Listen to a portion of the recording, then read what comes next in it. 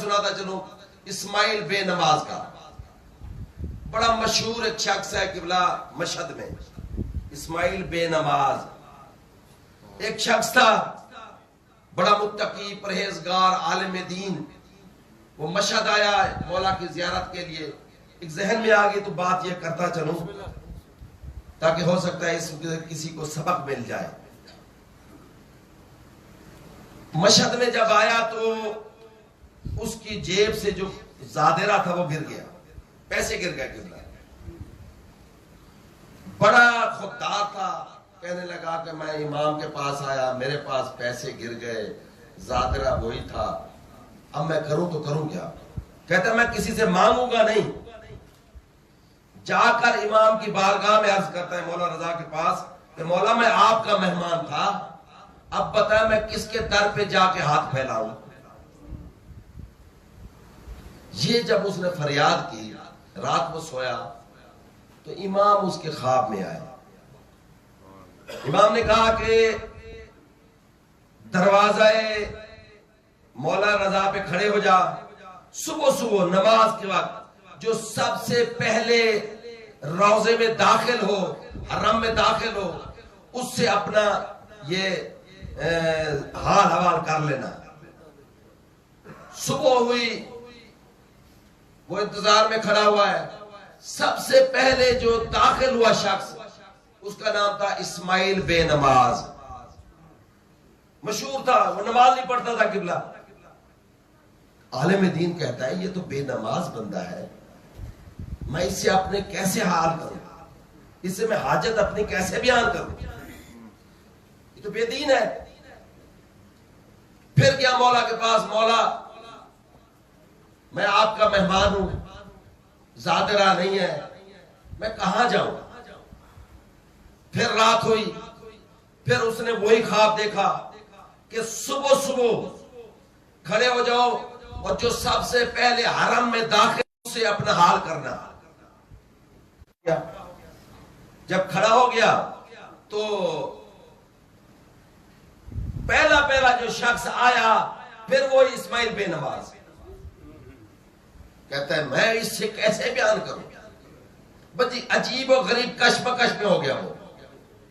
پھر تیسری دفعہ کیا، پھر تیسری مرتبہ وہی حکم ہوا کہ جو حرم میں پہلے داخل ہو اس سے جا کر کہنا. وہ انتظار کرتا رہا. وہ عالم دین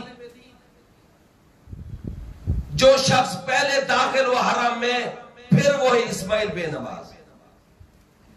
اب وہ مجبور ہو کر کہتا ہے کہ یہ مجھے بار بار جو خواب آ رہا ہے اس میں کوئی راز ضرور ہوگا.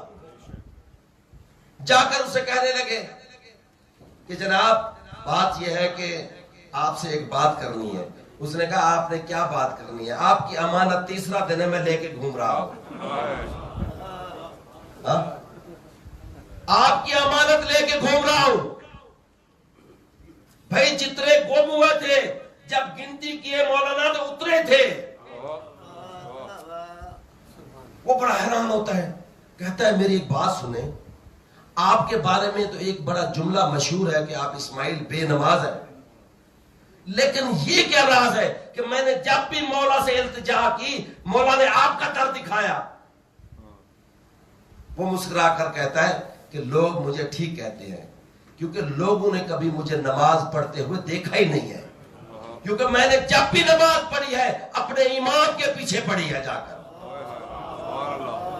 امام زمانہ کے پیچھے. اتنی معرفت تھی اس کو قبلہ. اسی لیے جب کوئی بندہ ظاہراً آپ کو بے نمازی نظر آئے تو کسی کو حقیر مت سمجھا کریں. آپ ہو سکتا ہے اس کا کیا راز ہو سکتا ہے وہ گھر میں نماز پڑھتا ہو سکتا ہے اس کے تقوی کی کیا منزل ہو. پھر وہ اسماعیل کہتا ہے اچھا یہ بتا کہ تو گھر جانا چاہتا ہے؟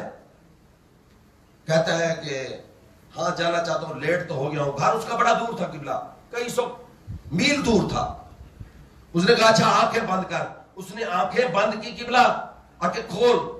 آنکھیں کھولی تو وہ اپنے گھر کے باغ میں کھڑا ہوا تھا. بس میں اس کو مختصر کر رہا ہوں.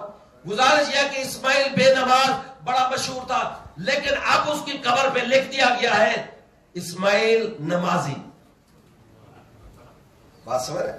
تو ایسے لوگ ہوتے ہیں، اس لیے میرے بھائی اپنے اندر وہ صلاحیت پیدا کریں، وہ صلاحیت۔ میں کہتا ہوں ایمان تو دور کی بات ہے، یہ اسماعیل کی بات کر رہا ہوں کہ اس نے آنکھیں بند کروائی اور وہاں اس کے گھر پہنچا دیا، یعنی جس کے لیے زمین سمٹ گئی قبلہ، اور ہم اس کے امام کی کیا بات کریں؟ پھر دیکھیں علی علیہ السلام تو وہ ہے جو امیر المومنین ہے۔ میں آپ کو علی علیہ السلام کے فضائل کی ایک بات سن، دیکھیں